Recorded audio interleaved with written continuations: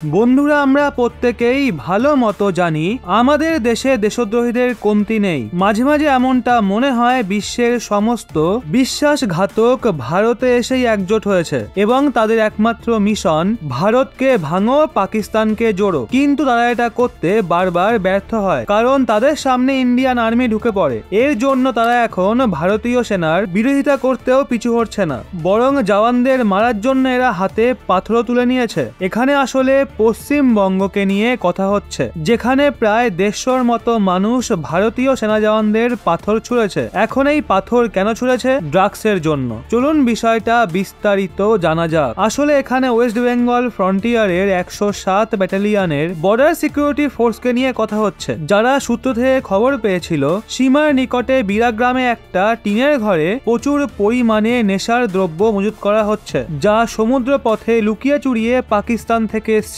আপনারা জেনে রাখুন, গুজরাট, পাঞ্জাব ও কাশ্মীরের মতো পশ্চিমবঙ্গতেও পাকিস্তান প্রচুর পরিমাণে নেশাদ্রব্য সাপ্লাই দেয়, আর এখানকার সরকারও এর বিরুদ্ধে কোন রকম অ্যাকশন নেয় না। যখন ভারতীয় সেনার 107 ব্যাটালিয়নের জওয়ানরা একেবারে ঠিকঠাক খবর পায় বিরাগ্রামেতে নেশার পদার্থ মজুত করা হচ্ছে, তো ড্রাগস র্যাকেটের 12টা বাজানোর জন্য সেনা জওয়ানরা ওখানকার লোকাল পুলিশের সঙ্গে মিলে তল্লাশি চালানো শুরু করে দেয়। কিন্তু ভারতীয় সেনাদের দেখতেই ওখানকার কিছু বিরোধী মানুষরা জওয়ানদের সার্চ অপারেশনে বিরোধিতা করা শুরু করে দেয়, সেনা জওয়ানদের গালি পর্যন্ত দেয়। যখন দেখে তাতেও কিছু হচ্ছে না, তখন ওখানকার ড্রাগ অ্যাডিক্টেড লোকজন সেনাদের কনভয় লক্ষ্য করে পাথর ছোড়া শুরু করে, যার জন্য আমাদের 3 জন জওয়ান গুরুতর আহত হয়। বলা হচ্ছে প্রায় 150 থেকে 200 মানুষের ভিড় ঘটনাস্থলে জড়ো হয়েছিল, আর জোরদার ভাবে ধরা পড়া নেশাদ্রব্যগুলো ছেড়ে দেওয়ার দাবি তুলছিল। সিচুয়েশন বিগড়াতে দেখে সেনারা লাঠিচার্জ ও টিয়ার গ্যাস ব্যবহার করে। তখন ওই মানুষজনরা সেখান থেকে পালাতে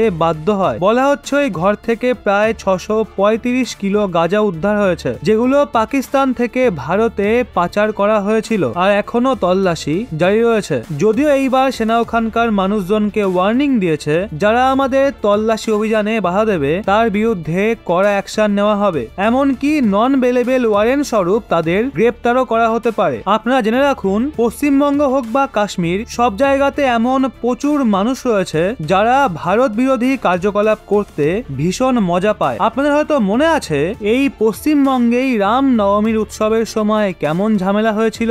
অন্তত প্রায় 35টা দোকান ও অনেকগুলো অটোরিকশা জ্বালিয়ে দেওয়া হয়েছিল। বন্ধুরা, এই ধরনের মানুষদের বিরুদ্ধে কিরকম পদক্ষেপ নেওয়া উচিত, আর এই নিয়ে বাংলার সরকার কেনই বা চুপ? নিচে কমেন্টে অবশ্যই জানান।